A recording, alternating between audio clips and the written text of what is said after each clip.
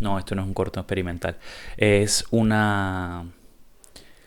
intro diferente. Quiero probar intros nuevos. ¿Cómo estás? Esto es El Largo Viaje Podcast, un podcast sobre la marcha, producido por Frama Films. Yo soy Juan Camilo Galindo, me puedes decir Kaki. Y nada, sí, los primeros segundos, sí, quizás un poco, si lo estás viendo, un poco diferentes, pero quiero empezar a experimentar los intros y los outros para no aburrirme, para hacer algo un poco rápido, espontáneo. Nada, bienvenido, bienvenida.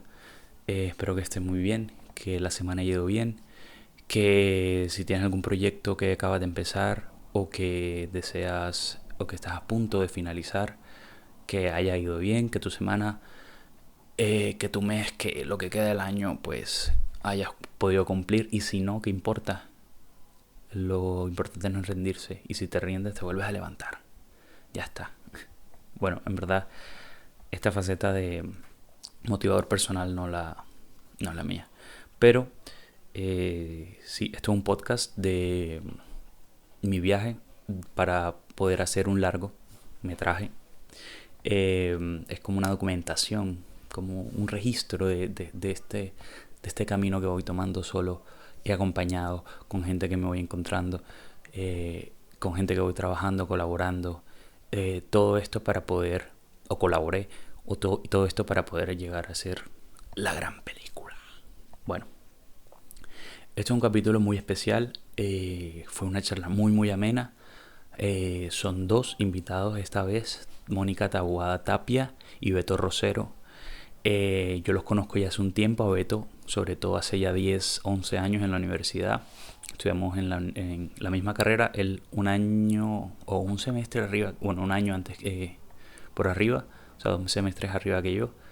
Y fue curioso cómo lo conocí, era un personaje y se refleja un poco en la charla de su personalidad.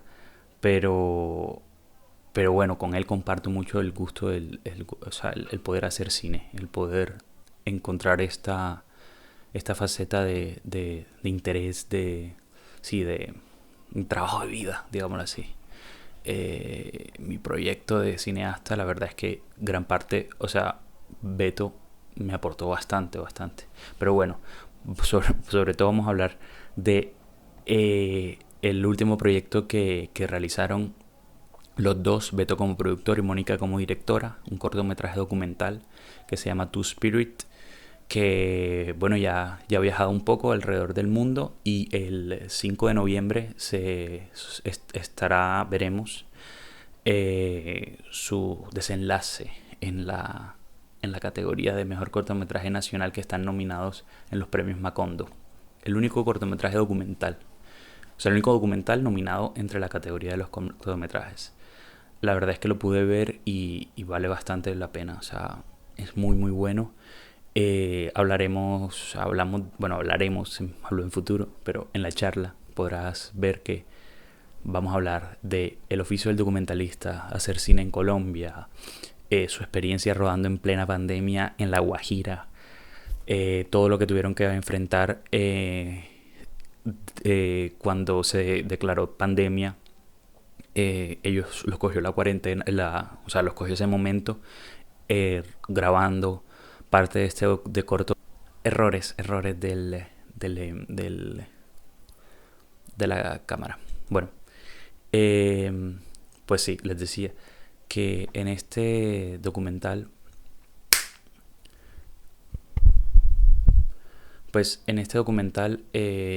ellos, o sea, además de cómo les afectó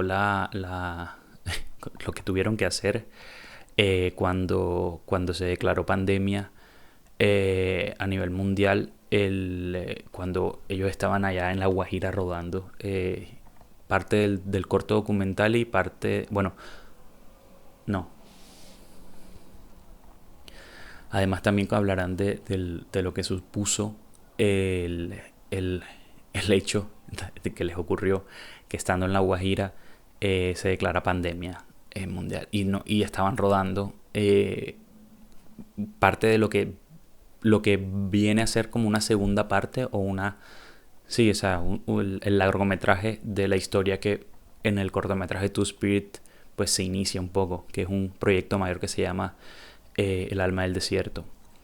Eh, todo eso, la verdad es que fue muy bacano poderlos escuchar hablar de, de todo lo que supone eh, hacer documental en Colombia, hacer documental, eh, eh, la diferencia entre el cine y televisión, cuando sabes que tienes un proyecto para cine y otro para televisión. Todo eso, la verdad que bastante, eh, eh, pues, bacano. O sea, no tengo otra palabra para decirlo. Y, y bueno, estoy ya hablando de más. Entonces, los dejo. Sí, les agradezco que se suscriban al canal y le des like y le actives la campanita de notificaciones. Eso ayuda un montón a que esto se mantenga. A que esto se mantenga. Vamos a ver para dónde nos vamos en el siguiente viaje. Todavía estoy definiéndolo. Pero bueno, espero que les guste. Y una última cosa, tengo un newsletter, se llama Diarios de Carretera. Y, y la verdad es que es una experiencia, es algo que siempre quise hacer mucho antes del podcast, tener como una especie de blog, el cual te lo daré a ti personalmente. Si ingresas en el enlace de abajo, es un newsletter donde yo te contaré qué vi el mes pasado, qué escuché, qué leí, eh, y mi take, mi opinión al respecto, mi opinión muy precisa al respecto. Entonces, nada, solamente tienes que ingresar al enlace, al link que está en la descripción y, y ya, empezarás a recibir el miércoles 2 de noviembre de todo lo que viene en octubre, cada primer miércoles de cada mes. Bueno, me callo. Esto es El Largo Viaje Podcast y aquí mi conversación con Mónica y Beto. Eh, yo vengo con una pregunta en la última semana. Cuando uno se llena de tantos proyectos, como que la percepción del tiempo, ya uno no cuenta meses, semanas, sino como que estoy en tal proyecto y la semana que viene, o sea, como que hay bloques del proyecto. Así es como que el calendario. ¿Les pasa algo así? Sí, sí, yo creo que uno cuando está en un proyecto totalmente se pierde el tiempo, uno realmente está como en un tren, ¿no? Como en la rueda del hámster, Sí, porque como que cuando hay muchos proyectos y en Latinoamérica toca tener muchos proyectos para sobrevivir, porque en general si estás trabajando como en lo público, la paga no es tan buena. Ujú. Entonces como que te toca ser muy creativo para sacar adelante la empresa, la nómina, hacer los proyectos con calidad. Entonces sí hay muchas tareas que hacer y si son menos personas, cada persona tiene una carga de tareas gigante. Claro, claro, es verdad. Yo, yo, mm, yo ya en la intro los había presentado a los dos, a Beto y a Mónica. Em, Justo con lo que hablabas, Mónica, ¿cómo le toca hacer a un cineasta creativo? O sea, como que ponerse los diferentes sombreros en una producción para sacar algo adelante. ¿Cómo es tu experiencia en ese campo? Pues lo ideal es que haya tareas determinadas, como que la otra persona hace tales cosas y tú haces tales cosas. Pero hay momentos en que inevitablemente yo voy a necesitar ayuda o Beto va a necesitar ayuda y ahí lo que hacemos es darnos una mano en esas tareas, pero en general nos repartimos las tareas porque, o si no te enloqueces, o sea, imagínate tú editando y al tiempo teniendo que hacer un presupuesto el mismo día y al tiempo teniendo, no sé, que hacer publicidad y meterte a las redes a publicar cosas, o sea, te enloqueces. Sí. Pero toca más o menos así. ¿Cuál es tu take, Beto, en ese caso? yo creo, sí, de acuerdo con todo lo que dice Mónica y con la misma pregunta en sí, uno tiene que, desde Latinoamérica, eh, aprender de todos los oficios un poco. Y no solamente aprenderlos, también practicarlos. O sea, eso de la súper así, un trabajo muy específico, pues al menos en la no ficción. De pronto en la ficción sí es más cercano a ese tipo de trabajos específicos. Yo solo hago esto y más nada, pero en la no ficción o el documental, realmente esa delgada línea casi que no desaparece y uno termina siendo a veces sonido, a veces asistente de montaje, a veces productor, a veces, a veces también hace edición. O sea, uno realmente en la no ficción Está metido en todo. es un fixer casi. Sí, un productor haciendo cámara, haciendo asistente de edición, data manager. Data manager, no me acordaba de eso, total, uno hace de todo, realmente. Sí. Sí. Pensando en tarjetas, en almacenamiento, en En subir, distribución, en promoción, desarrollo, en la no ficción, realmente eso es una obligación, ¿sabes? Claro, claro. Bueno, y yendo por partes, ¿por qué, por qué el documental, Mónica? Por qué te gusta el documental, la no ficción? Me gustaba antes de empezar a hacerlo y fue lo que tuve la oportunidad de hacer después de haber hecho mi tesis en la universidad. Como que dije, bueno, voy a hacer un documental para dirigir algo, porque yo quería ser directora, pero es como que, o sea, en el momento en que yo estaba estudiando y salí de la universidad, había muchos problemas para las mujeres que dirigíamos. Entonces, yo, bueno, voy a hacer un documental para dirigir, después de haber hecho mi tesis. Y se me ocurrió una historia, la empecé a grabar en Cartagena, pero esa historia me gustó muchísimo. Y luego se me ocurrió otra historia, la empecé a grabar en Cartagena, pero luego me parecía que lo que estaba haciendo no era tan de acuerdo con lo que yo pensaba que era el mundo, debía ser el mundo, entonces me aburrió un poco ese proyecto. Y apareció La Guajira, que era como una obsesión constante en mi vida porque había oído que mi familia venía de allá, entonces como que tenía mucha curiosidad y de eso no se hablaba en mi casa, entonces terminé grabando en La Guajira. Sí. Tú eres de Cartagena, ¿no? Y hacer, sí, sí, soy de Cartagena y terminé haciendo documentales en La Guajira. Mi familia, como muchas familias de Colombia, ha migrado un montón. Como que mis bisabuelos nacieron en La Guajira. Mi abuela nació en Aracataca. Mi mamá ya nació también en la zona bananera. Yo soy la primera en nacer en Cartagena y mi hermana también. Entonces, como que hace una familia que ha estado migrando, como le ha pasado a un montón de gente en todo el país. Claro, o sea que incluso antes de que lo supieras, ya tú te estabas nutriendo de historias de La Guajira. Tenía mucha curiosidad y había ido en la universidad, pero tenía mucha curiosidad porque alguna vez mi abuelo le dijo a mi abuela como, es que tú eres guayú, y ella se molestó muchísimo. Se molestó mucho, como, ay, deja de estar hablando bobadas. O sea, como que a ella no le gustaba hablar de su origen, no le gustaba hablar de ser afro, de venir de La Guajira, de sus papás, no le gustaba el relato del mundo que hacía mi abuelo y siempre lo callaba. Pero pues a mí me quedaron resonando ciertas frases y empecé a investigar por mi cuenta como sin investigar. Claro, claro. Y en tu caso, Beto, o sea, yo sé que has hecho ficción, pero también no ficción. ¿Por qué este momento de, sí, atacar la no ficción, hacerla? Pues sí, ha sido realmente algo. Yo llegué a la no ficción por Mónica, es la realidad, porque yo tenía experiencia en ficción, en un par de cortometrajes, como asistente de dirección y también como director. Y en un largometraje también tuve la oportunidad de hacer asistencia de dirección. Entonces yo tenía un background de la ficción, del trabajo con actores. A mí me gusta muchísimo, de hecho, el trabajo con actores. Sí. Incluso en la producción y en asistencia de dirección. Es un trabajo que me gusta mucho.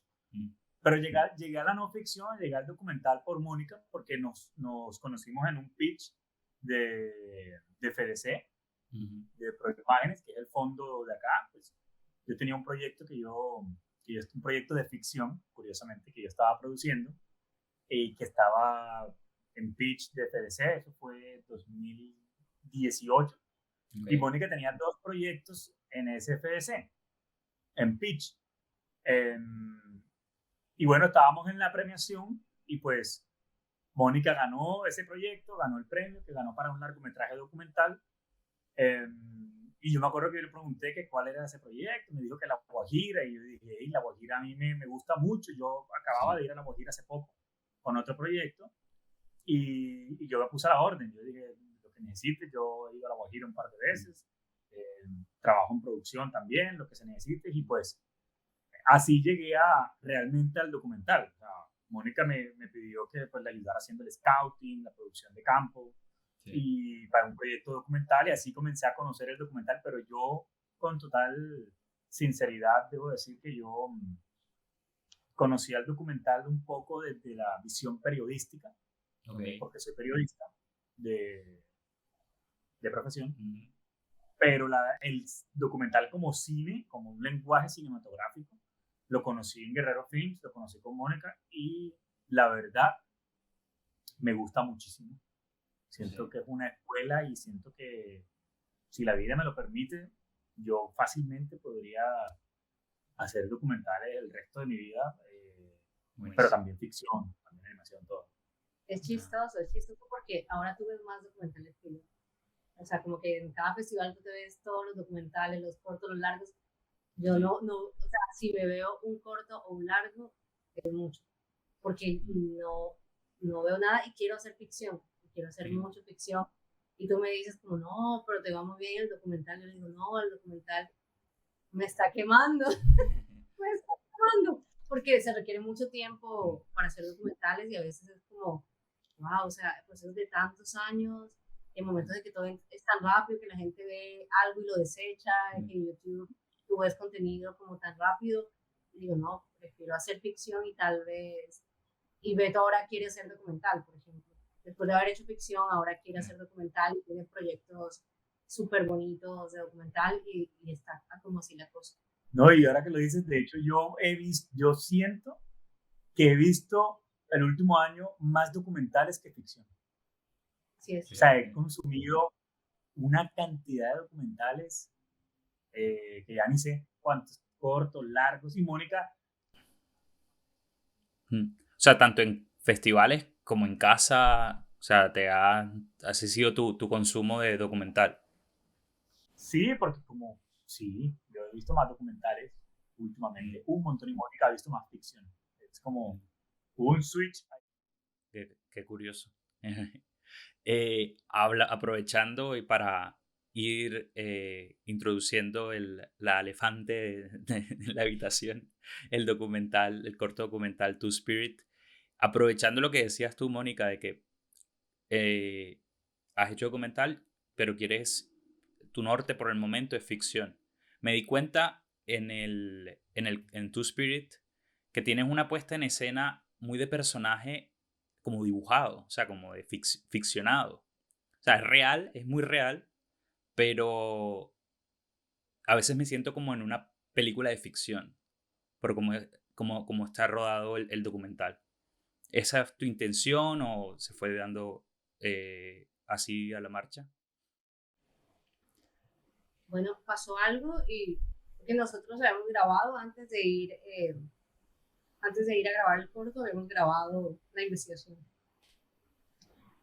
Después yo fui en diciembre y grabé un 360, pero realmente estuvo más como con Georgina hablando y visitando, porque también estaba como un poquito preocupada por ella en ese momento, pero vi que todo estaba bien. Cuando volvimos en 2018 a grabar, porque iba para una plataforma en ese momento, pero la plataforma dijo, bueno, estamos interesados, pero no te aseguramos que luego compremos el proyecto. Nos gustaría un día en la vida de Georgina. Okay. Fuimos a grabar un día en la vida de Georgina y resultó que estando allá surgió otra historia. Porque un vecino nos dijo, ay, si ustedes quieren ayudar a Georgina, ¿por qué no le instalan la luz, la electricidad? Okay. Y yo decía eso. Y dice, no, un cable desde el colegio hasta su casa. Y yo como, me recordó tanto Cartagena eso, como el cable del colegio a la casa, y dije, es increíble cómo es Colombia. Sí. O sea, como si el Estado no te soluciona, tú solucionas de alguna manera. La gente es muy creativa para solucionar en medio de la carencia y todas las cosas. Sí. Y ya estando ahí, era inevitable ver la casa de Georgina que estaba solita, aislada, como en una obra de teatro. Como que la casa ahí, y sobre el escenario, sobre el escenario. Sí. Entonces, por eso siempre esos encuadres tan teatrales. En algunos momentos, pues me di cuenta que estaba muy teatral la cosa y el fotógrafo me decía, pero esto siempre de frente, o sea, como encuadres de frente. Y también como, pues, bueno, es tridimensional en cierta forma, a pesar que es 2D, el cine es tridimensional, Sí. de cierta forma. Entonces también como que rompamos esa teatralidad haciendo desplazamientos, o sea, hacia adentro, como Siguiéndola ella de espaldas también. Exacto. O siguiéndola de frente, o laterales, o diagonales, o sea, como rompamos esa teatralidad de alguna manera. Y por eso se ve así, de esa manera. Y también yo venía de la ficción en ese momento. Lo único que había grabado era ficción, había grabado un documental, pero en la universidad, como con cámara muy a lo guerrilla. Sí. Entonces tenía ya era inevitable para mí pensar en las historias de manera ficcionada, a pesar de lo que había visto y lo que había hecho antes.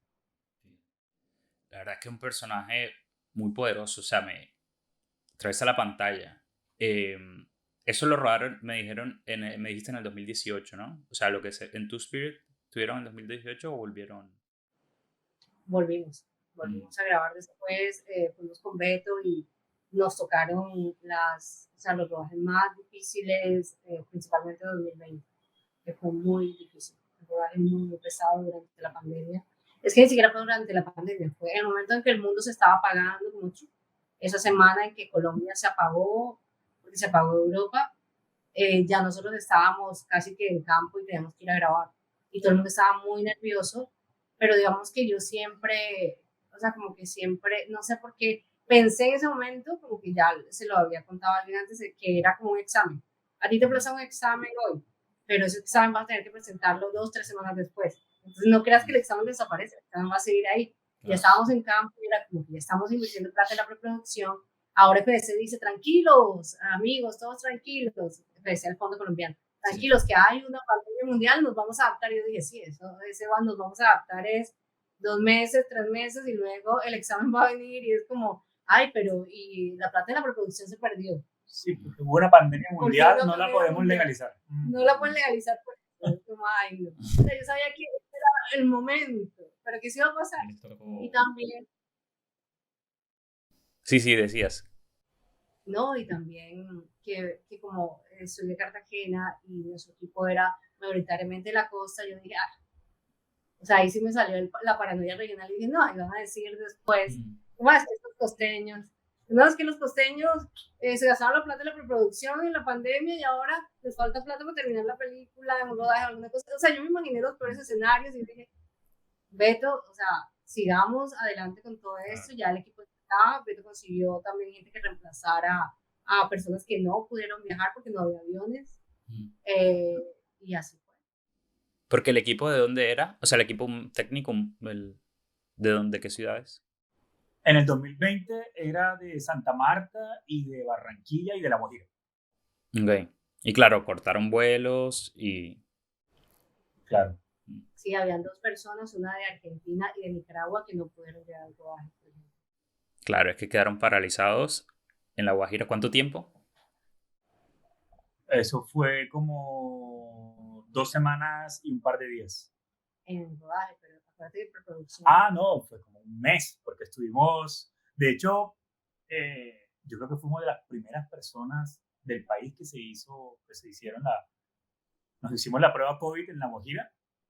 Te estoy hablando de marzo, ponle tú 2 días después, así de que fuera pandemia mundial, fin del mundo, apocalipsis. Mitad de marzo, por ahí. Sí, nos hicimos la prueba COVID del equipo, sobre todo por una cuestión de conciencia, como por la conciencia tranquila, porque estamos trabajando, para quienes vieron el cortometraje, estamos trabajando con comunidades. Y pues nosotros veníamos en ese momento de Cartagena, porque era el festival de cine. Y alguien nos había tosido. Y alguien había tosido, ¿sabes? Cartagena es una ciudad turística y pues uno en ese momento, en su ignorancia, se supone que el COVID era una enfermedad que venía a matarnos a todos. Y venía del extranjero. Sí. Y el Cartagena es una ciudad turística y uno iba para un territorio tan aislado en La Guajira, una comunidad, pues nosotros por nuestra conciencia nos hicimos la prueba y eso es una historia larga que no sé si sea bueno extenderse aquí, pero en resumidas cuentas, eso fue el inicio de toda una aventura del rodaje del 2020. O sea, como para cerrarte, nos encerraron en un hospital porque supuestamente éramos españoles y nos habían encerrado en un hospital porque íbamos a contagiar a La Guajira de COVID y había salido negativo el resultado. Y no los escuchaban. No, sí, todo el mundo estaba muy nervioso. Claro. Todo el mundo estaba muy Pánico, una histeria colectiva, ¿no? Histeria colectiva. ¿A ti te alcanzaron a llevar una camilla y te pusieron oxígeno? A mí me llevaron una camilla y me dijeron que mis pulmones estaban llenos de aire, de humo. Que estaban destruidos. Estaban destruidos, o sea, prácticamente me dijeron, o sea, a usted le quedan pocas horas. Usted es un fumador crónico de 50 años. ¿Cómo es posible? Además que Beto había estado haciendo el track, el seguimiento a la enfermedad desde que salió de China, cuando llegué a Italia, y me dijo, en cualquier momento esto va a llegar acá. Yo le decía, Beto, pero por favor, íbamos a ir creo que acá a alguna cosa, al mercado, y él me dijo, no, acá lo van a cancelar. Y yo le dije, Beto, eso es imposible. Es imposible que lo cancelen porque, o sea, acá no se cancela desde la Segunda Guerra Mundial. Claro. Y se canceló. Se canceló acá en 2020. Yo me acuerdo de no, eso en cualquier momento viene para Colombia, eso fue, pero bueno, afortunadamente pudimos grabar y gran parte de la grabación del 2020 está en el cortometraje. Okay. Y pues están en fragmentos porque digamos que hay cosas que se querían grabar y al final no hubo un par de secuencias que dijimos, no, esto no lo vamos a usar en el largo. O sea, yo me acuerdo exactamente porque yo lo edité. Entonces, como que sé que hay... Claro, identificas los archivos.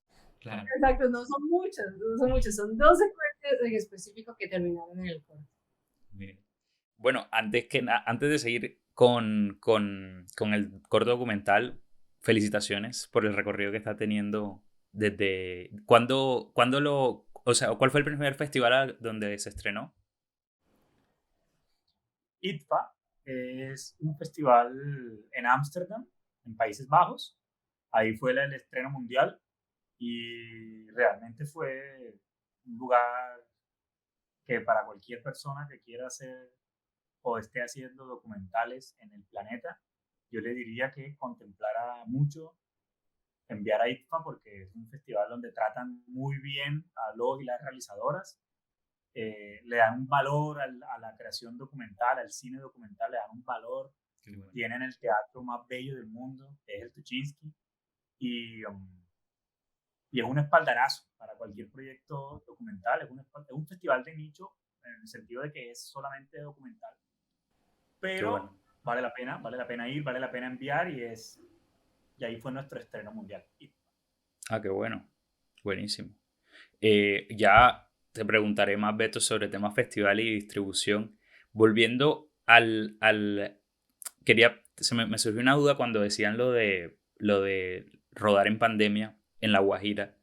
¿Cómo es esa experiencia de la localización, la personalidad de la localización entrando al proceso de rodaje e incluso de la misma historia? O sea, ¿qué tan inmersivo es esa experiencia?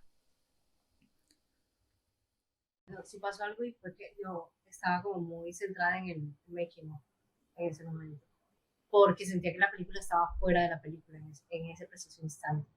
O sea, como que el making of iba a ser muy importante porque ese instante iba a ser un momento histórico, aunque puede que vengan más pandemias y esa sea una más, pero era la primera pandemia grande que estábamos viviendo.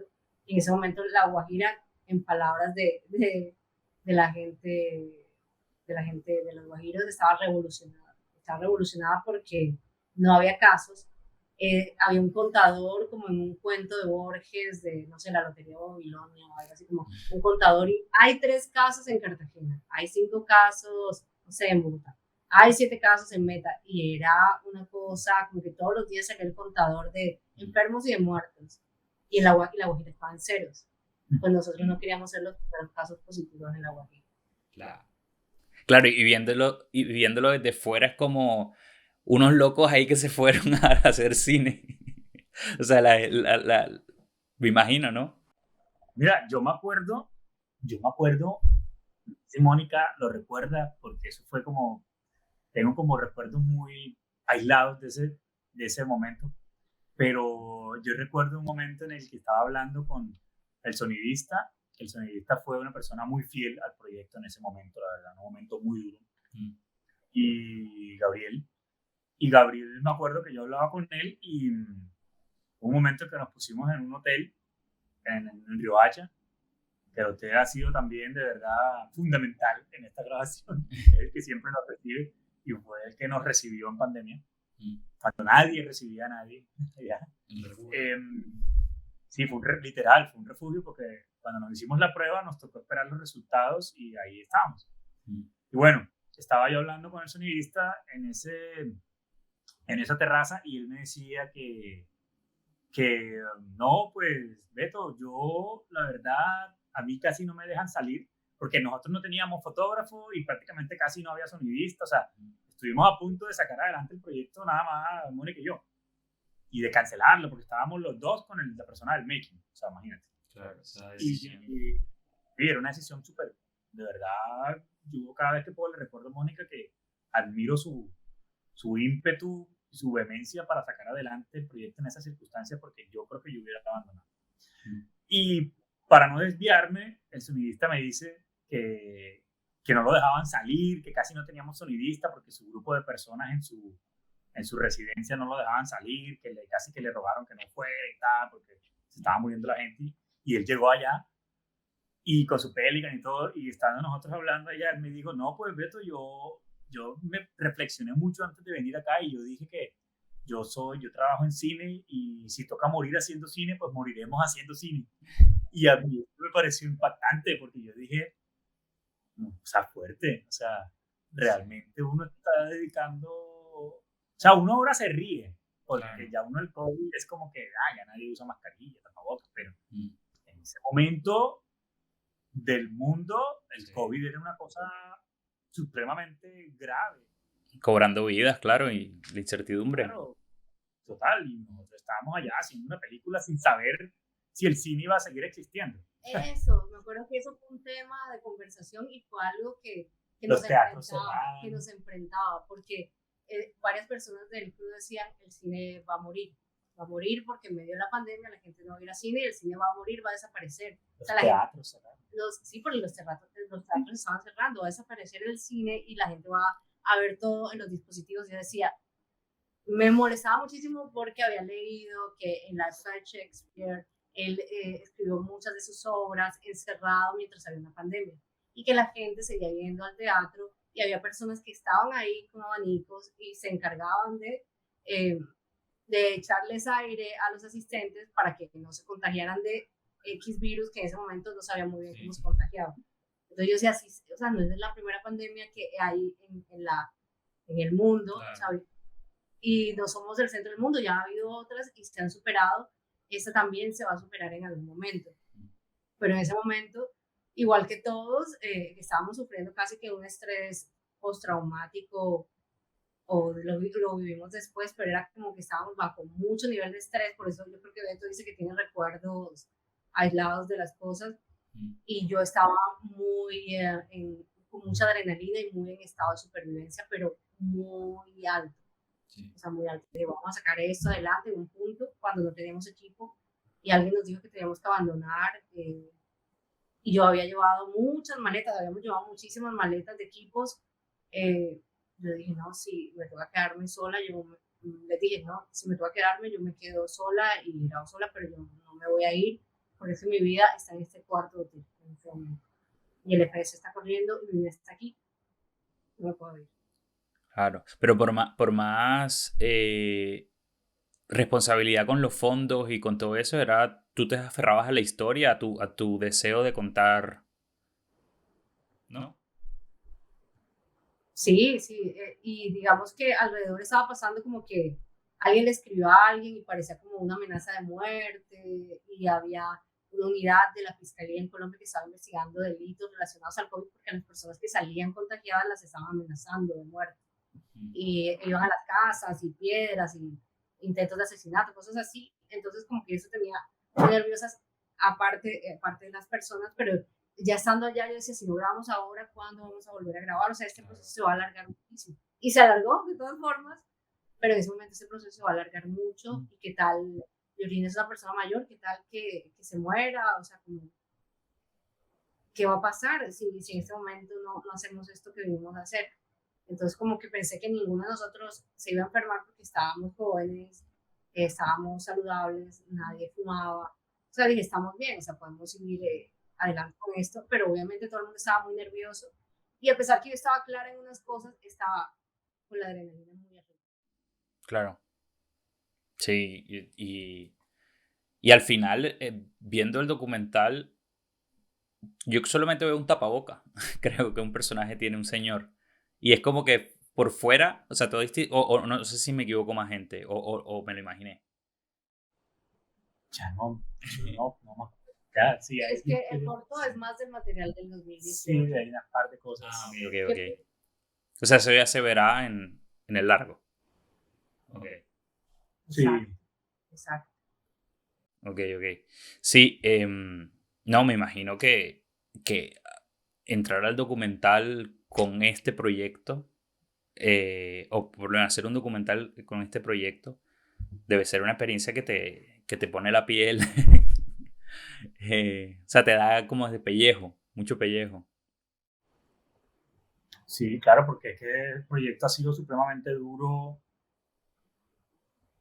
el hacerlo y todo lo que ha sucedido detrás de la producción y la realización, que son cosas que pues en su momento se hablarán, pero en general hacer cine de no ficción en Colombia eh, es muy difícil, muy, o sea, la gente, las personas no se imaginan el nivel de estrés y de situaciones que incluso afectan mentalmente a las personas que hacen documentales. En Estados Unidos ya se está hablando de esto, sí, de las afectaciones a los estados de ánimo, a personas que les llega a afectar mentalmente el hacer documentales porque se maneja una energía muy fuerte, sobre todo si uno está trabajando con comunidades o personas vulnerables, sí, o familiares. El documental maneja una energía muy fuerte y pues inevitablemente a los y las realizadoras, productoras, nos afecta. Entonces, es difícil, pero es una experiencia increíble, porque es la vida real. Claro. ¿Cómo lo tomaron los personajes, o sea, las personas que salen en el documental? O sea, ¿cómo fue la comunicación con ellos? ¿Cómo explicarles a alguien que estamos haciendo una película de que vas a salir? Sí, ¿cómo lo abordaste, Mónica? Georgina lo vio. Sí, Georgina lo vio y le gustó. Bueno. Pues ha sido como un asunto de tiempo, porque digamos que Georgina no estaba familiarizada con nada que tuviera que ver con películas, videos, nada. Tal vez ella se vio en un artículo de periódico hace muchos años, en varios artículos de periódico, y luego alguien en un celular le mostró una historia que salió en un portal de Facebook y ella se vio. Y la vieron sus familiares, pero digamos que ella en particular no tenía ningún tipo de televisor, dispositivo electrónico, no tenía nada en que verse, pero solo oía radio de vez en cuando, y aunque su nivel de inglés, su nivel de español es más alto que el de sus hermanos, porque sus hermanos hablan cero español, nada. De todas maneras, ella no estaba familiarizada para nada con videos, puestas en escena, narraciones, y para ella, desde el inicio, esto fue como un juego. Dijo, es jugando. Y trataba de tomárselo con humor. Pero en ciertos momentos, como que cuando recreamos ciertos momentos, fue como un actor que estuviera usando su memoria emotiva, sí, y los recuerdos del pasado la abrumaban. Pasó como en varios momentos y yo me sorprendía y creo que ella también se sorprendía porque no creo que ninguna de las personas esperaba que eso pasara, pero pasa, como que a veces tú tienes cierto recuerdo que te transmite a ese momento, y si no eres un actor de método o te dejas llevar y vuelves a ese estado, así sea por segundos. Entonces fue más o menos como eso. Y o sea, que por el hecho de haber estado mucho tiempo, me imagino que la relación que estableciste con ella se solidificó un montón.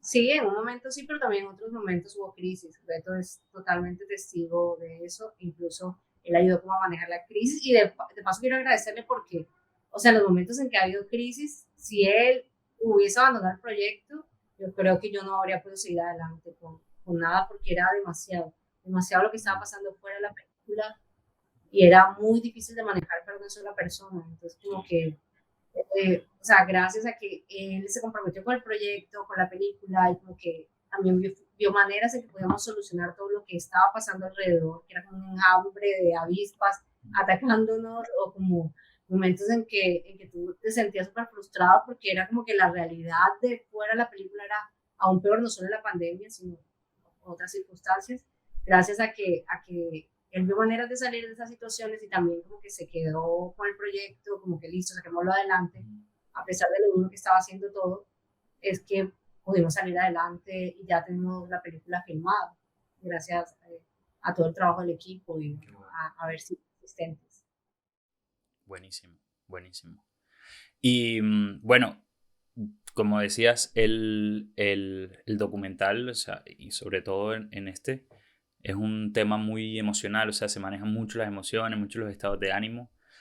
Pasando al lado positivo, cuando sentían las pequeñas victorias, las pequeñas, sí, como que es, sí, como sí, victorias, los saltos de energía que recuerden. Pues ha sido bonito ver que a la gente le ha gustado la película, el corto. Entonces, como que nos llena de esperanzas hacia el futuro de cómo va a ser recibido el largo y también ver que la vida de Georgina ha mejorado un montón. Eso es positivo. Ver que las personas de la ranchería nos quieren, que la comunidad nos quiere y nos protege. Eso ha sido bonito también. Sí, a mí me gustó mucho cuando Georgina vio el cortometraje en un hotel de Uribia, en el, en el, en el Mac que teníamos, se lo mostramos con audífonos y todo, porque pues ella en un principio no quería que el corto se mostrara en su comunidad. Nosotros decimos, hacemos una proyección acá, uno piensa grande, sí, como y hacemos y tal, y hablamos. Pero ella nos dijo, no, solo muéstrenmelo a mí. Ella sí quiere que el largo lo mostremos y aprovecho los micrófonos y el espacio para decir que es un compromiso. Sí. A menos que ella cambie de opinión, pero no lo creo. Pero cuando le mostramos el cortometraje a Georgina en Uribia, en un hotel, yo estaba como expectante viéndola, a ver qué opinaba, todo. Y ella lo vio y me gustó mucho que verla contenta, o sea, que le había eh, gustado muchísimo el proyecto. Me acuerdo que ella dijo muy bonito. Ella dijo muy bonito, Mónica. Muy bonito. Me acuerdo que usó la palabra bonito. Bonito. Y claro, para nosotros era súper fuerte porque, bueno, ella no había estado en el proceso de edición, no se le mostraba nada por las conexiones, por la distancia, todo. Y le mostramos, fue como ya el proyecto terminado y pues, imagínate donde hubiera dicho que no. Bueno, pero al final sí. Afortunadamente le gustó y le gustó genuinamente, le gustó mucho, digo bonito, incluso me acuerdo que tenía los ojos, Llorosos. sí, cristalinos, genuinamente le gustó. Eso para mí fue una victoria impresionante, saber que la persona que está retratada en el proyecto le guste mucho, lo apruebe y felicite y digo muy bonito, Mónica. Lo recuerdo como si fuera ayer esa palabra. Me acuerdo que se rió en otro momento. Y se rió muchísimo en una secuencia, en la secuencia de los murciélagos. Ahí se rió mucho. Y se reía bastante, sí. Y eso fue una victoria. Y la otra victoria para mí fue cuando Ripa nos escribió y nos dijo que estábamos seleccionados para la Premier Mundial. Para mí eso fue una tremenda victoria, porque era como que tenemos estreno. Y fue estando en La Guajira que pasó eso. Y fue en La Guajira, que nos enteramos en el mismo hotel, en Uribia. Sí, acabamos de llegar, yo cumplía años como ese día o al día siguiente, y nos escribieron de ITPA. Y estábamos precisamente haciendo construcciones ahí en la ranchería, y nos escribieron y fue como, wow, bien, vamos a estrenarlo en ITPA, qué bien. Además que, bueno, teníamos planeado otra distribución y como que en 3 momentos tuvimos impulsos de cosas y terminamos cambiando la historia, pero ha funcionado. Qué bueno. No me acordaba que fue en La Guajira, en Uribia, en el mismo hotel que nos enteramos. Sí, estaban en la sede del... Exacto, exacto. Qué bueno.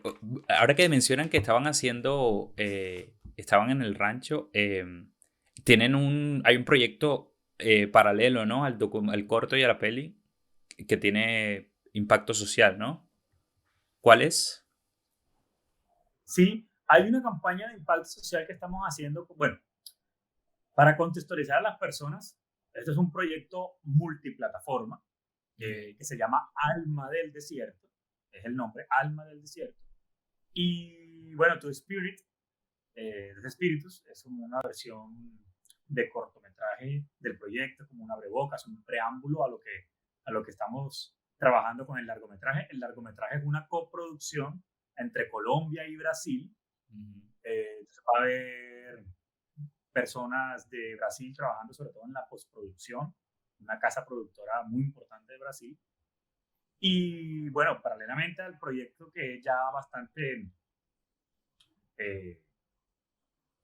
grande, por así decirlo, al ser multiplataforma, abarca tiene varios brazos, estamos trabajando en una campaña de impacto social con Georgina y con su comunidad. Okay. La campaña tiene varias ramas. En un principio estuvimos trabajando pues, junto con Georgina para conseguir su documento de identidad. En el camino aparecieron también otras personas no cercanas a nosotros, sino que como unas personas que estaban trabajando paralelamente con Georgina, que después nos enteramos que de alguna manera también impulsaron a que Georgina consiguiera su documento de identidad. Y pues finalmente Georgina consiguió su cédula, siendo la primera mujer trans indígena de Colombia. Sí, porque ella hace 45 años había solicitado su cédula como mujer y la recibió solo hasta septiembre del año pasado. Entonces, técnicamente es la primera mujer trans en recibir su cédula que sepamos. Que se sepa. Pero su cédula es de 1975, entonces es una cédula que se viene tramitando hace 45 años y eso ha sido un proceso en el que nosotros estuvimos acompañando a Georgina desde el inicio de la película, incluso tenemos ese proceso capturado en cámara desde el 2000 y bueno, eso hace parte un poco de la campaña en la que estamos trabajando, pero al mismo tiempo tenemos procesos con Georgina, ya particularmente con ella y con su comunidad, con el agua, con servicio de energías renovables, para la comunidad. Para Georgina principalmente, con su comunidad y su comunidad cercana. Y también una de las ramas principales del proyecto es que queremos llevarlo a un par de comunidades, tanto de La Guajira como fuera de La Guajira. De La Guajira me refiero a la comunidad Guayú, en el que conversemos, se abra la conversación, se haga una especie de focus group. Estamos buscando alianzas con fundaciones, ya hemos conversado con un par en Colombia, para empezar a abrir la conversación acerca de la diversidad de género entre las comunidades, que sigue siendo un tema tabú, un poco, aún en Colombia. Entonces, Georgina es un reflejo de una leyenda, es un reflejo de resistencia y realmente es una persona muy importante para la diversidad en Colombia, porque una persona como ella, de avanzada edad, viva, respetada y en las condiciones en las que ahora mismo está, después de un proceso tan difícil que ella solita ha luchado, es un ejemplo de resistencia. Y pues queremos también abrir la conversación acerca de ese tema y debatirlo, principalmente entre las comunidades. Entonces, uno de nuestros propósitos es, y esperamos que así se pueda realizar, es llevar la película a comunidades en el país, un par, estamos definiendo cuáles, no solamente la comunidad Guayú, para conversar de estos temas. Adicionalmente, también garantizamos su seguridad alimentaria, pero mientras el gobierno le adjudica su pensión como persona mayor, porque sus hermanos y ella nunca en la vida han recibido un subsidio del gobierno. O sea, hay gente en Colombia que dice, ah, esa gente de las comunidades que vive los subsidios. Sus hermanos y Georgina nunca han recibido un subsidio del gobierno.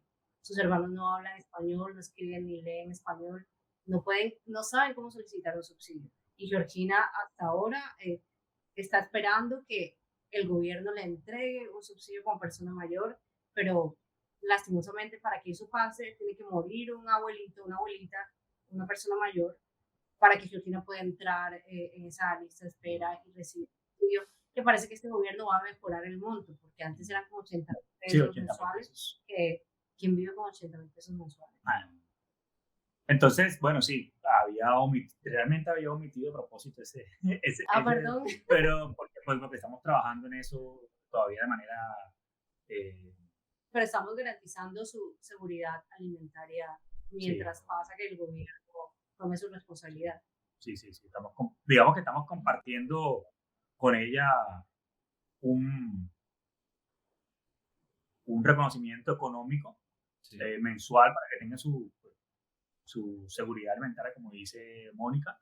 Pero pues sí, en un principio uno de nuestros propósitos también de la campaña es conseguirla desde el Estado. Claro, entonces estamos trabajando en eso, pero pues sí, es supremamente difícil, pero estamos trabajando en eso.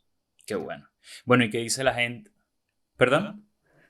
No, como te das cuenta, es un trabajo de nunca acabar, o sea, sí, es promociones, una inmersión total de todos los ámbitos: desarrollo, post, promoción, distribución, impacto social, o sea, es un doctorado. No, y ese documental donde se manejan presupuestos más pequeñitos que la ficción. Entonces es una locura porque el documental trabaja a veces con personas que están, digamos, en situaciones difíciles, y al tiempo las documentalistas se encargan de hacer una campaña de impacto social con presupuestos más chiquitos. Entonces no es algo que se haga por dinero. Sí. Y aquí quiero defender al gremio documental, no es algo que tú hagas realmente por dinero, realmente tú lo haces más que por dinero, porque, o sea, no puedes comparar los presupuestos de ficción con documental nunca. Lo haces más porque hay una idea, hay un sueño, hay una causa que te mueve. Claro.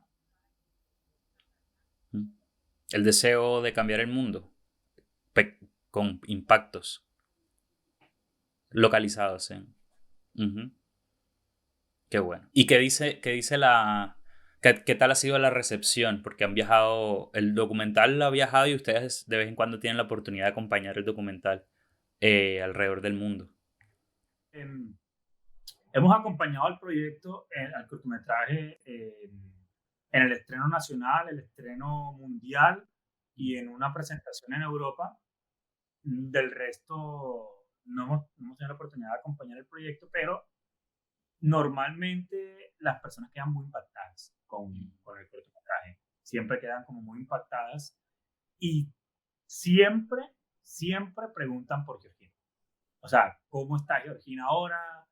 ¿Cómo se encuentra ella? ¿Ella está a salvo?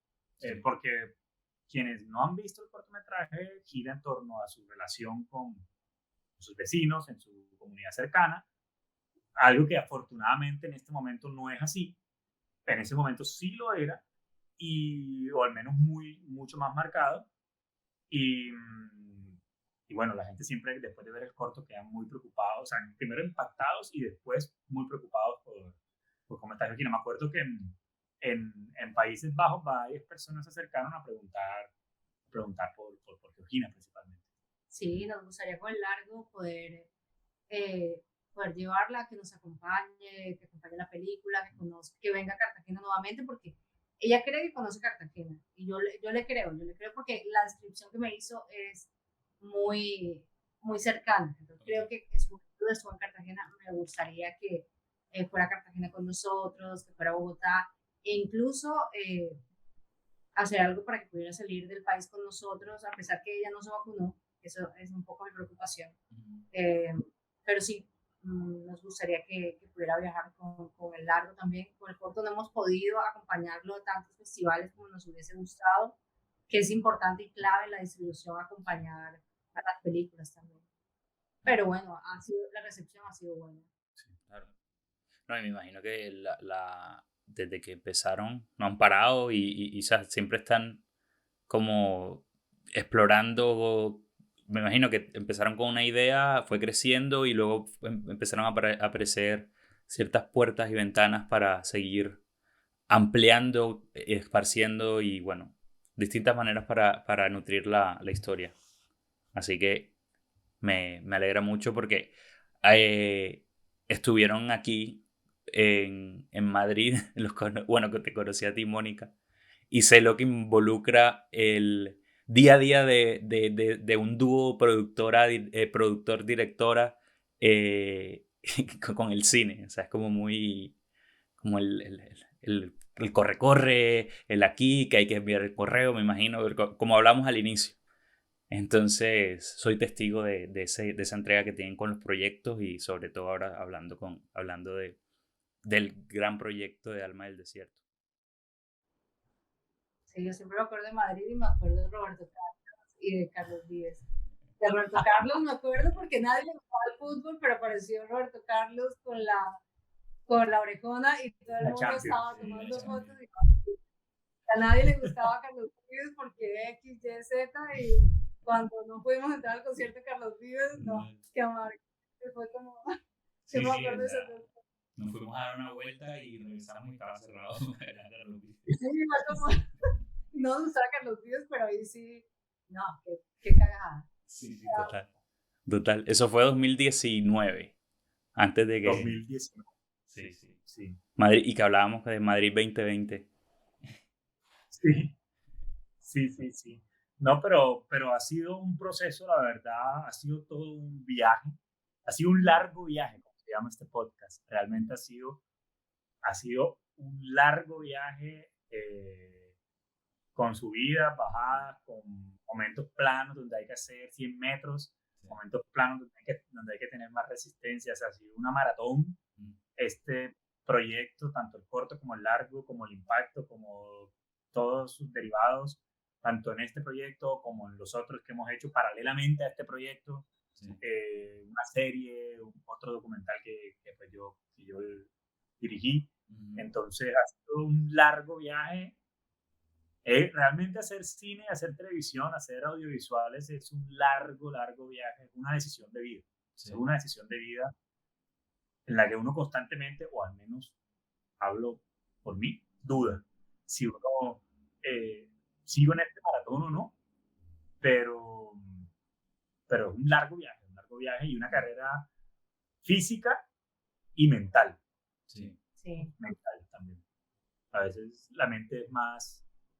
No, también hay que estar en muy buen estado físico, así uno sea editor. Pero... que meterse a CrossFit. Sí, doctor, la mente también te hace mucho daño si tú no... Claro. Puedas. Sí, y todo lo que falta, o sea, es que nada más me imagino cuando salga el largo, o sea, la cantidad de potenciales, buenas reseñas, pero también en ese momento que estamos viviendo el momento de haters y trolls más agudo de, no sé si de toda la existencia de la especie humana, pero nada más es meterte a Twitter y ver cómo destrozan películas, personas, causas. Desde la comodidad del celular. Sí, y también que es un momento en que toca ser más cuidadosos con lo que decimos, con cómo nos expresamos, porque o sea, hay muchas sensibilidades formadas, hay muchos prejuicios que vienen de décadas, de siglos, entonces como que es más difícil, es más fácil ofender a las personas. Creo que no está mal, o sea, no está mal cuidarse más en lo que dices, ser más consciente en cómo piensas, ser más respetuoso con el otro, los otros, les otros. Creo que es un momento bueno de transición, pero también siento que a veces cuando sale una película colombiana y le caen a destruirla en la misma semana en que se estrena, siendo una película que implicó tanto esfuerzo, dinero, trabajo, y no lo digo por nosotros, lo digo porque lo he visto. Sí. Me duele muchísimo, pienso en ese equipo de trabajo y en serio o sea, me duele por el cine colombiano que está haciendo todo el esfuerzo posible, que está teniendo una cosecha tan buena y que el público está mirando para otro lado. Y creo que se merece esto una conversación más larga, pero también me asusta un poco cómo va a ser la recepción de la película y cómo vamos a ser nosotros juzgados al momento de que la película salga. Espero que de aquí a allá podamos hacer muchas cosas positivas por la comunidad y que la película sea un instrumento para el cambio social, pero me preocupa mucho cómo vamos a ser juzgados porque somos seres humanos y tenemos nuestro corazoncito, entonces eso es algo que creo que leer las críticas de la película cuando salga. Bueno, afortunadamente también habrá gente que tendrá la recepción, o sea, que los llenará de amor y de buenas energías para que eso. Igualmente, o sea, lo hemos discutido durante todo, o sea, se nota, o sea, que esto sea un testimonio, un documento de todo lo que implica llegar a estrenar algo, llegar a estrenar un documental. Terminarlo incluso, o sea terminarlo ya es una odisea impresionante. Escribirlo todo, o sea, un trabajo que muchas personas no... Sí, o sea, tampoco tienen que saberlo, pero definitivamente hacer audiovisuales, cine, es un trabajo duro, un trabajo, o sea, es un trabajo. Sí, no es un hobby. No se hace por hobby, no se hace... Bien, uno lo hace por diversión, pero es un trabajo que hay que tomarlo como tal, o sea, no es un profesional trabajando. Pero cuando digo que no es un hobby, lo digo porque muchas instituciones en Colombia creen que el documental es un hobby por cómo lo pagan o por el tipo de contratos que te ofrecen, y muchas veces es del sector público. Y es como, oye, yo le estoy metiendo un montón de tiempo a esto, si tú quieres un producto de calidad y de cine, o sea, ten en cuenta que esta es una parte de mi vida que voy a dedicarle a esto. ¿Quién se va a quedar con los derechos patrimoniales? ¿Cómo va a ser la compensación económica? Ustedes van a poder sacar luego un spin-off de esto y me van a tener en cuenta, me van a pagar algo o me van a poner los créditos. ¿Cómo va a ser la remuneración? Porque, o sea, yo estoy trabajando con ustedes como todos los meses del año, pero sí, que la remuneración está buena, teniendo en cuenta que te estoy dando una idea original, te estoy dando un guión original, te estamos dando los mejores profesionales, o sea, como todo ese tipo de cosas, como no sé si, o sea, no es de ahora, pero también sé que como en Colombia y en muchos países la gente está en la rueda del hámster trabajando tanto tiempo para pelear por tus derechos o decir que haya un sindicato o que los derechos laborales sean mejores o que la remuneración sea mejor, como que no hay tiempo para luchar por eso. Y por eso, al momento en que nosotros llegamos como a la industria desde lo público, y no sé cómo estará la cosa en el sector privado y en las plataformas, pero creo que tampoco está tan bien. Llegamos a más o menos a un gremio que está pasando por explotación, sí, que está explotando a los seres humanos que están metidos acá, haciendo contenidos, haciendo obras, haciendo películas, haciendo televisión. Que luego aparecen cuando tienen éxito, cuando ganan premios, cuando no sé qué. Pero en el día a día me imagino. Sí, no, total. Y es curioso porque ahora mismo el cine colombiano está teniendo un momento muy, muy importante en el mundo, tanto el de ficción como el de no ficción. O sea, la cantidad de ofertas.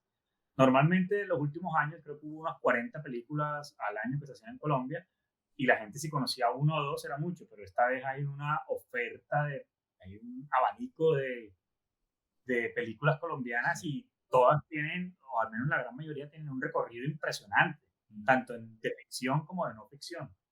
Cortos, largos, entonces es curioso que estamos en un momento de mucha importancia para el cine colombiano, pero al mismo tiempo todavía estén sucediendo este tipo de trato hacia los y las realizadoras. Entonces, ojalá hay que revisar. Esto cambie, claro, una revisión que se está llenando, no, hay más contenido, con lo cual habrá que ver cómo se mejoran la calidad de trabajo, la calidad de vida incluso de las personas que se dedican que ponen cuerpo y alma en el cine y la televisión. Solo un ejemplo porque, o sea, como que no voy a, yo sé que el próximo año no voy a hablar de esto, voy a hacer lo posible por no hablarlo, pero solo un ejemplo, que una entidad del Estado abra una convocatoria y le haga firmar a las personas ganadoras de esa convocatoria una cesión de derechos por 70 años. O sea, ¿cuánto vale mi trabajo? Entonces mi trabajo no vale nada si voy a hacer por 70 años esto por una cantidad de dinero muy chiquitica en la que le voy a pagar un montón de gente, en la que estoy dando lo mismo, en la que estamos dando una idea original, un guión, una realización, dirección, los actores, etcétera. O sea, sí, no vale nada. Claro, ¿sí? como si te lo quitaran de las manos. No, total, y uno le mete la vida, un esfuerzo, un momento determinado desde mi existencia a un proyecto o sea, a largo plazo, los derechos patrimoniales de eso es lo que le van a, o sea, es como una inversión a nuestra casi que pensión, ¿me entiendes? Exacto. Como una pensión de una persona. O sea, cuando nosotros tengamos la edad para pensionarnos, o sea, uno todavía va a estar haciendo proyectos porque Va a estar en la rueda del hámster va a estar en la todavía. rueda. Entonces, Porque digamos que esto, o de pronto alguien firmó para pasarlo en streaming y la embarró totalmente. O alguien sí firmó el contrato que le exigieron que firmara por 70 años, entonces ese producto ya no va a ser tuyo y trabajaste por centavos y cuando llegues a viejo, ¿qué va a pasar contigo? O sea, es como que un momento en que esta conversación se debería dar ampliamente, no solo en Colombia, no sé cómo está la cosa en otros países, pero creo que hay países en Europa que la cosa está mejor. Pero con el auge de tantos contenidos y obras y videos, como que cada vez del trabajo de las personas que están haciendo cine, televisión y a veces desde lo público es menos apreciado. Es menos apreciado y es momento en que igual, o sea, como que lo estamos haciendo buñuelos. Sí, o sea, mejoremos las condiciones laborales de todos y va a haber mejores contenidos, va a haber mejores películas, televisión, obras, cortometrajes, la gente va a estar más feliz y en unos años cuando las personas se pensionen van a tener de qué vivir, no va a tener que el Estado venir a entregar subsidios a las personas que no pudieron pensionarse, no sé, como... sí, no, hay una crisis en la cultura y en la creación artística en el país que toca revisitar, reanalizar y transformar. Muy bueno, Beto. Ahí está la cita. La verdad que sí. La verdad que sí. Yo tenía muchas cosas más claras, pero es que me encanta escucharlos, o sea, como que conocer como las entrañas del proyecto. Sí me gustaría, como para ir cerrando, yo tenía una pregunta. ¿Cuándo saben ustedes que un contenido no ficción va para televisión o va para cine? Cuando una obra va para cine y para Sí, ¿cómo televisión. sabe uno? Bueno, primero, y esto va a sonar muy práctico lo que voy a decir mientras Mónica va pensando su respuesta. Primero desde su financiamiento, porque si a uno lo financia una entidad del Estado,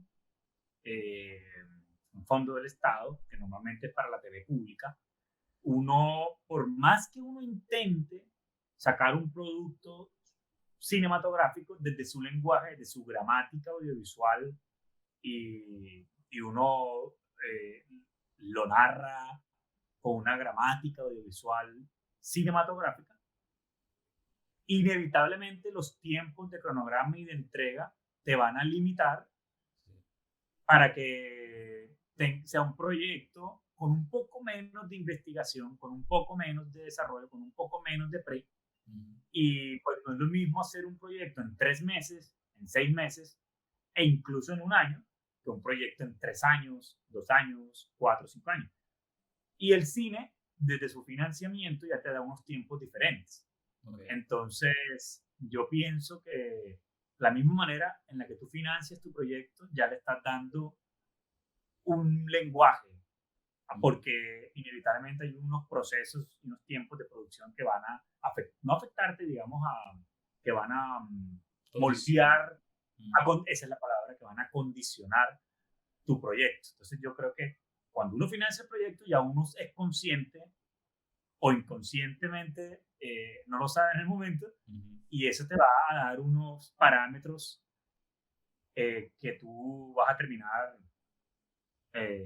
involucrando en tu proyecto. Entonces yo creo que eso es una manera en cómo se financió el proyecto. No es lo mismo que te financies con FDC que con RTBC. Sí, hay proyectos de RTBC que tienen un recorrido en festivales impresionantes, pero los tiempos de RTBC son diferentes. Entonces, que es algo que también debería replantear este tipo de TV pública. Yo respondería así. Sí, yo estoy de acuerdo con tu respuesta. Yo sé que es importante todo lo legal en cuanto al el cine y la televisión por la cuestión de derechos, bueno, etcétera, pero también no puede ser que tú llegues a, por ejemplo, un canal de televisión, sabes que vas a hacer un producto de televisión y de una te entreguen un contrato que ni siquiera puedes negociar.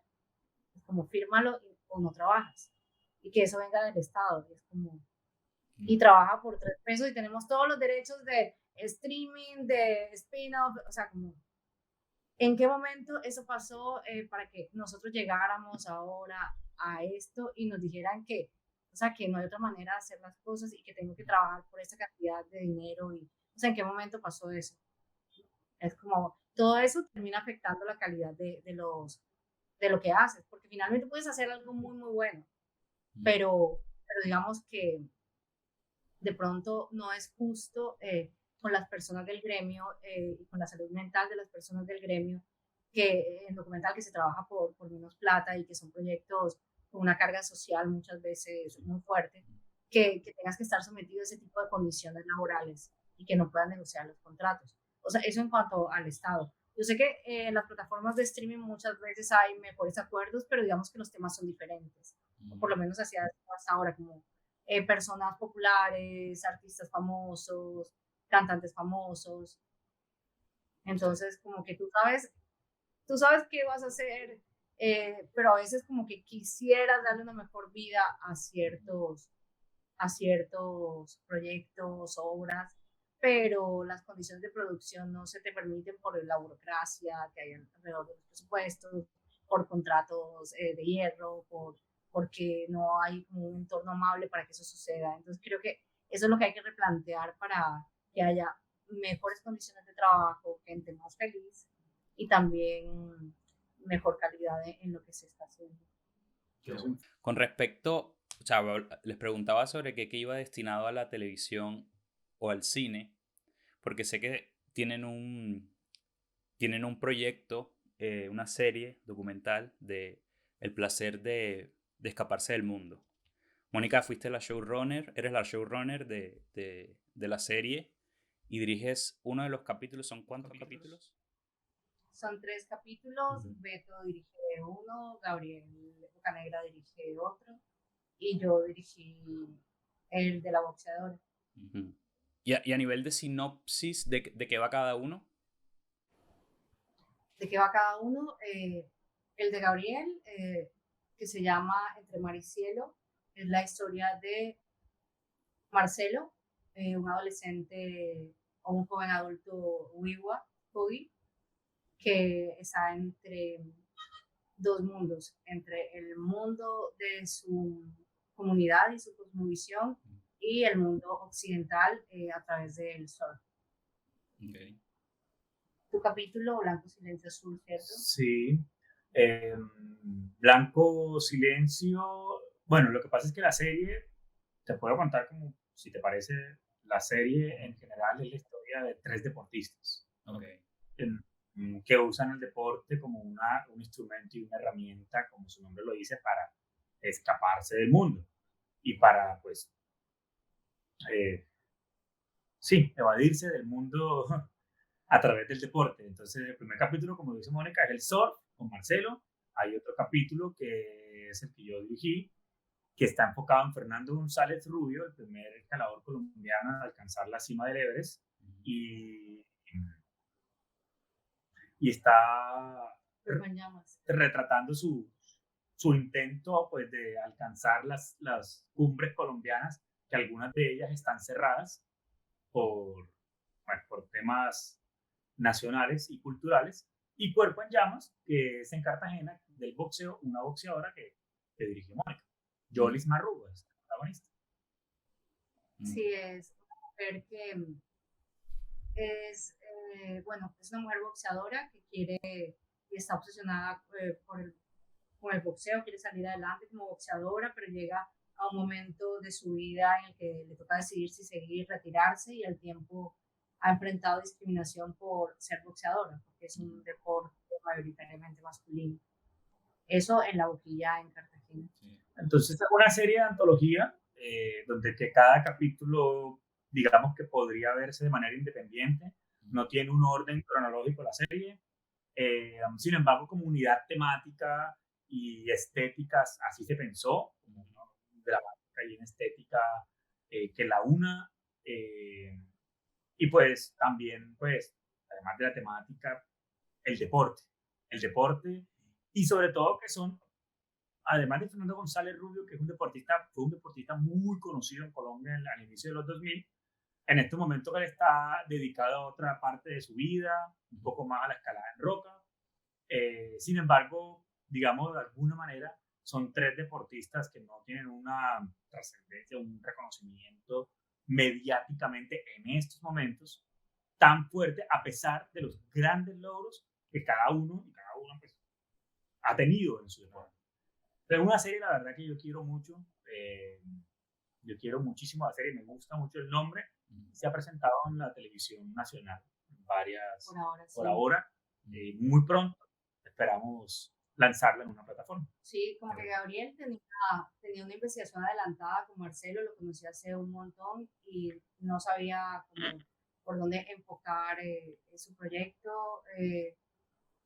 Beto ya tenía una investigación adelantada también, un acceso adelantado, porque ellos ya venían con mucho trabajo adelantado.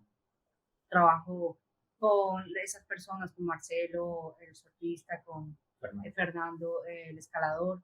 Y lo que hicimos fue encontrar una unidad, la amalgama de estos tres personajes, de estos tres capítulos y sacar adelante la serie en pandemia. Lo hicimos. También.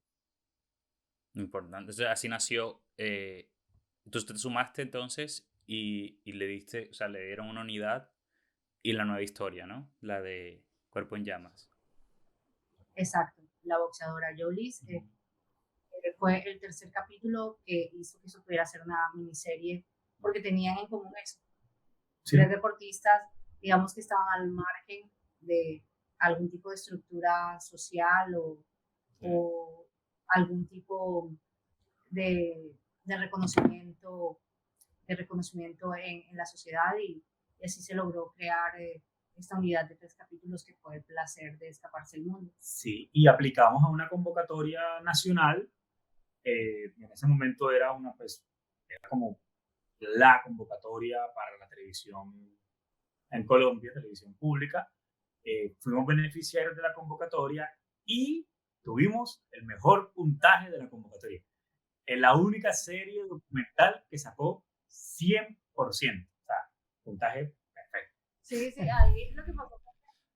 O sea, nos tocó grabar en pandemia y en ese momento como que había un mes que era bueno, los casos estaban bajitos, pero luego fijo el mes en el que ibas a grabar, era un desastre, los casos, moverte en la ciudad, o sea, fue un poco, o sea, no fue el mundo ideal que tú quisieras para haberlo grabado, pero después de eso, lo curioso es que todo se ha vuelto así, como que cada vez que, o sea, como que ya no hay nada que sea totalmente firme, inamovible. O sea, después de la pandemia todo está cambiando todo el tiempo. Entonces fue como un abrebocas del mundo que se venía, como un mundo que no es fijo y se está cambiando todo el tiempo, aquí tiene. Adaptación. Claro, la adaptación, eso te iba a decir. Eso te iba a decir, como vivir con la incertidumbre. Pero bueno, me alegra y me gusta mucho el título. Y otra cosa que me gusta mucho es la música, el uso de la música en la serie. O sea, como hablabas tú, Beto, de que hay una gramática audiovisual cinematográfica que se nota y es un placer verlo.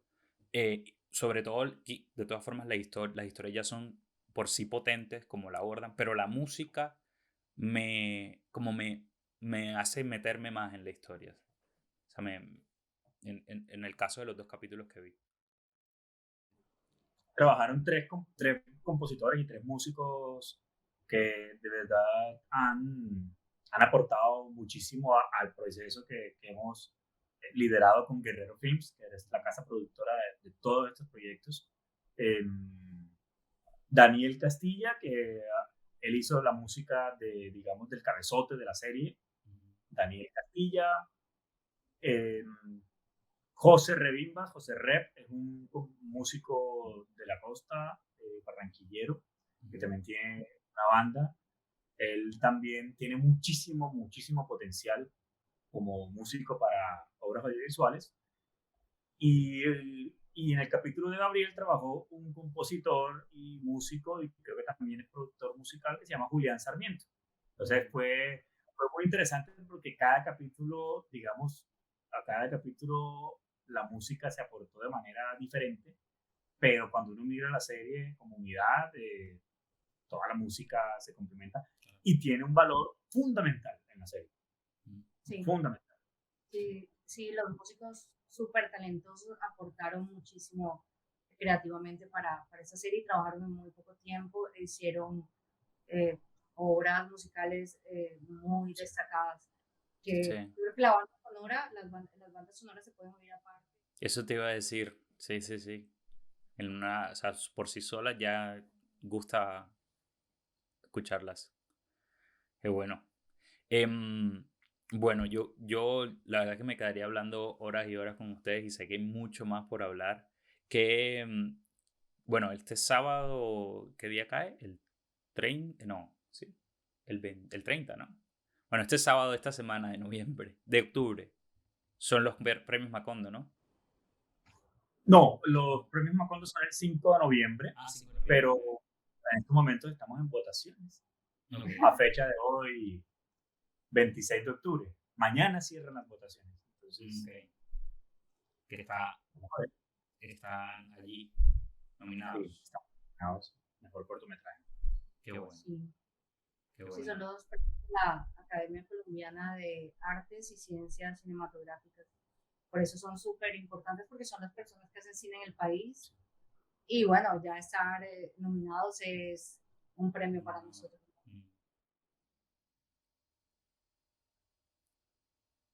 Qué importante. Muy bueno. Qué bueno. Yo empecé con una tradición en el último capítulo que me gustaría mantener. Vamos a ver qué tal va evolucionando. Pero les quería preguntar a los dos para cerrar. Tampoco les voy a decir que me digan 5, pueden ser 2 o 3 momentos, no películas. O sea, sí películas, pero quiero que sean concretos. De donde se dieron cuenta. En esta escena, esta mirada de este actor o esta secuencia de baile o lo que sea fue lo que me hizo enganchar al cine. Puede ser una película, puede ser una serie, que recuerden echando para atrás en el tiempo. Secuencias de películas o escenas de películas que te marcaron. Claro, o que sí, para tu vida como espectador y para tu vida que sin darte cuenta como cineasta. Secuencias, no películas, sino secuencias. Pues yo tuve una niñez muy cinematográfica porque vivía en el centro histórico de Cartagena, en un edificio que se llama el edificio Ganem. Y en ese momento en que vivía ahí no era tan turístico el centro. Digamos que como que caminaba entre las casas pintadas de blanco, la luz, y era todo muy tranquilo, como el tiempo detenido, como tiempos que ya nunca volverán. Y iba mucho a los cines, los teatros del centro, el Colón, el Bucanero, y había otro, no me acuerdo el nombre, pero todos los fines de semana iba a ver películas ahí. Y eso me hizo interesarme por el cine. A los 15 años yo creo que ya sabía que quería ser cineasta, pero mis papás no estaban tan de acuerdo. Entonces creo que cuando salí de antropología, sí, me fui por mi vocación, aunque haya tenido después crisis vocacionales, como que creo que fue mi niñez y adolescencia la que hicieron que me decidiera. Muy bueno, o sea, las salas de tu ciudad. Sino los teatros. Los teatros de cine, las películas de Bruce Lee que nos ponía mi tío, las películas mexicanas que nos ponía mi tío, el olor de la papaya verde en el teatro Cartagena. Es que eran 3 teatros que estaban en el centro histórico que ahora terminarán siendo hoteles, me imagino, y donde iba todos los fines de semana.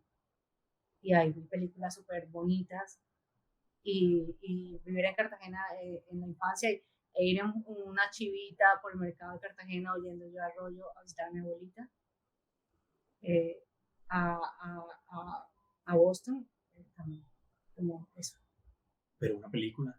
una película. No, pero sabes que me gustó mucho tu respuesta porque yo estaba pensando como que al final también como que esos recuerdos relacionados con el cine fuera de la película también son como importantes y te marcan, o sea, como que toda esa el- la rutina, la odisea para ir a ver una película, salir de una película.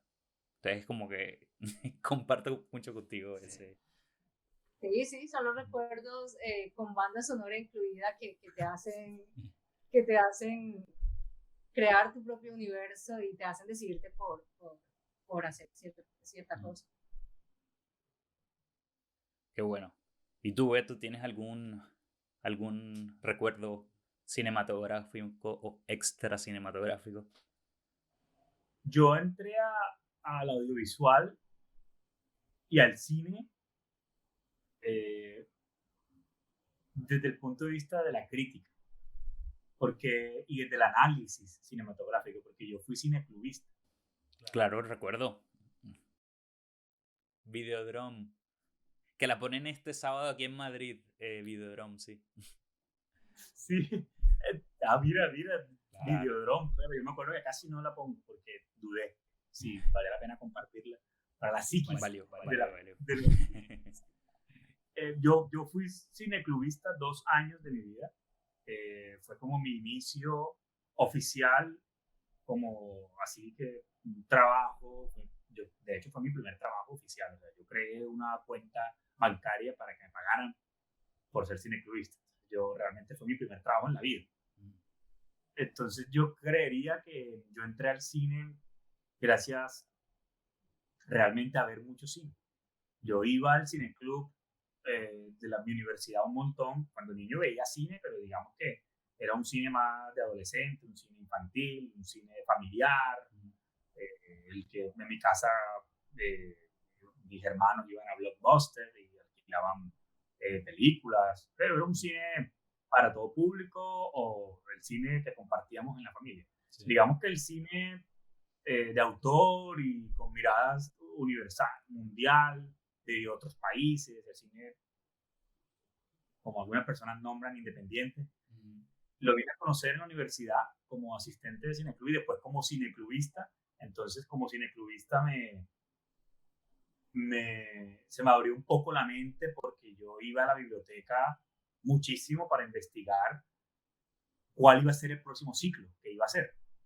Entonces, así vi mucho cine, muchísimo cine, de todas partes. Al ser cineclubista, yo mismo me exigía para qué tipo de películas compartir a las personas. Y hacía como una programación así súper pensada, una unidad temática de las películas o de la dirección. Entonces, ser cineclubista yo creo que fue bastante importante para yo finalmente dedicarme al audiovisual. ¿Y qué película? ¿Qué película? ¿Qué Pues película recuerdas? No, pues yo, de ficción, yo soy realmente un admirador de Terrence Malick. Incluso hace poco compré un libro justamente en Madrid, estabas tú conmigo. Claro, en la librería Doré. Exacto, y yo me parece que es un cineasta en todo el sentido de la palabra. Sí. A veces un poco pretencioso, pero tiene obras maestras. O sea, yo amo El Árbol de la Vida. Desde la primera vez que la vi, tuve la oportunidad de verla en cine. Y hay muchísimas escenas de esa película que me marcaron. Que yo la vi y que he quedado como, uy, El Árbol de la Vida es una peli que yo... Que es paralela al cuando estabas haciendo el cineclub, más o menos, ¿no?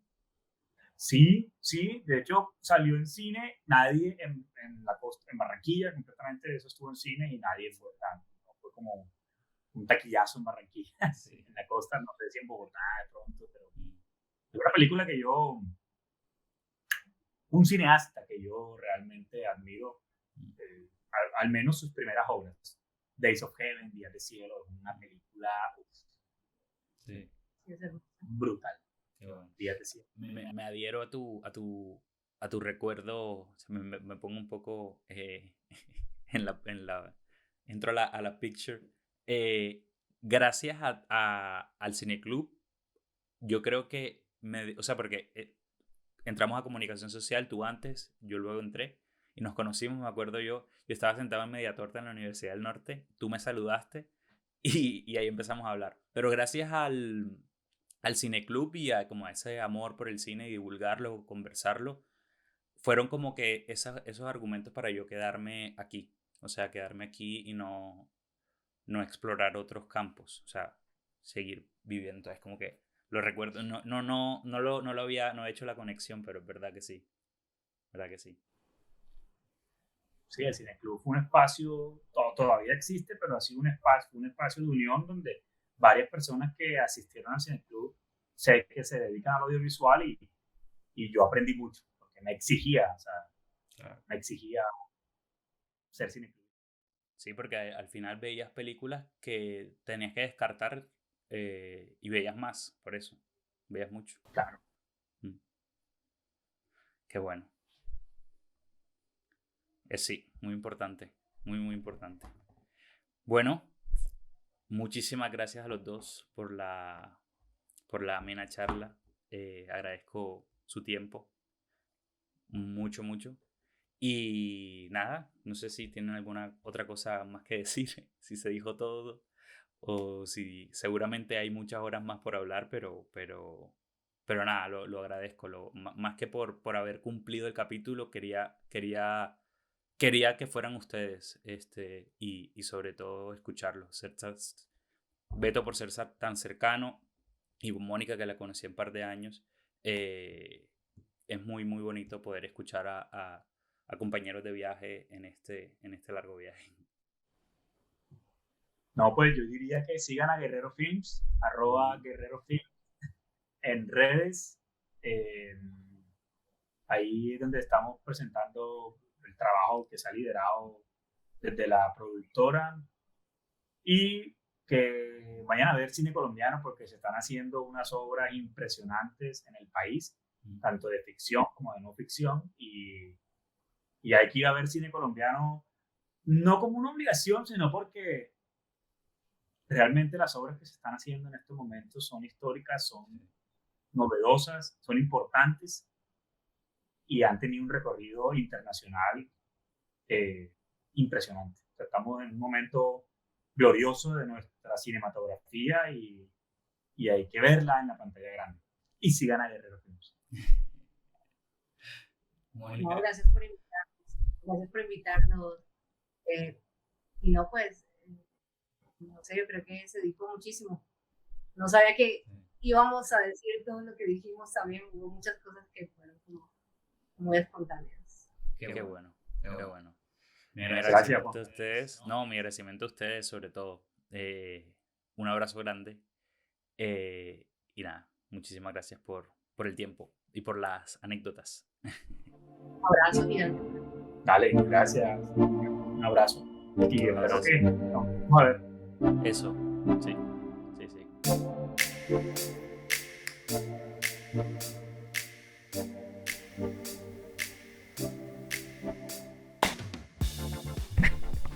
Bueno, espero que les haya gustado la charla, la verdad que la disfruté mucho. Podíamos haber seguido hablando más de la cuenta, pero bueno, vamos definiendo un poquito ahí la duración. Este es el capítulo más largo que he hecho hasta el momento. Déjenme en los comentarios si excedo, o sea, sean honestos. Si excedo en la duración o si es el tamaño apropiado. Obviamente eso cambiará según el ritmo con cada persona con la que hable, persona o personas. Y nada, espero que les haya gustado. Te recuerdo el newsletter Diarios de Carretera. Te puedes suscribir abajo si no lo has hecho. No te cuesta nada y es gratis, totalmente gratis. Yo soy Juan Camilo Galindo.